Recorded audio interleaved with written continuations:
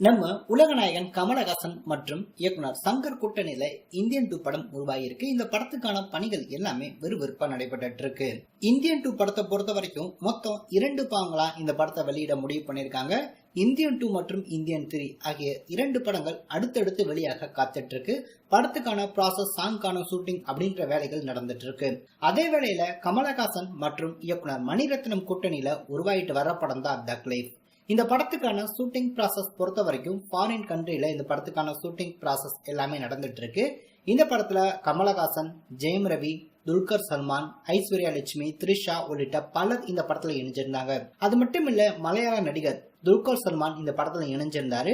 அவருக்கு கால் ஷூட் பிரச்சனை காரணமா அவர் இந்த படத்துல இருந்து வெளியேறாரு அப்படின்ற தகவல் எல்லாமே ஏற்கனவே பார்த்திருந்தோம். அதே வேளையில துல்கர் சல்மான் அவர் இந்த படத்துல இருந்து வெளியேறிட்டாரு அப்படின்னா அவருக்கு பதிலா இந்த படத்துல தெலுங்கு நடிகர் நானி அவரை இந்த படத்துல நடிக்க வைக்கிறதுக்கான பேச்சுவார்த்தைகள் ஒரு பக்கம் நடக்க போகுது அப்படின்ற வரைக்கும் பார்த்திருந்தோம். ஆனா இப்போ அதுல ஒரு ட்விஸ்ட். இந்த படத்துல பார்த்தோம் அப்படின்னா நானி அவர்கிட்ட பேச்சுவார்த்தைகள் நடைபெற்று இருந்தாலும் ஆல்ரெடி பார்த்தோம் அப்படின்னா உலகநாயகன் கமலஹாசன் தான் சிம்பு அவருடைய அடுத்த படத்தை ப்ரொடியூஸ் பண்ண போறாரு. ஏற்கனவே அந்த படத்துக்கான ஃபர்ஸ்ட் லுக் போஸ்டர் எல்லாம் வெளியாகி இருக்கு.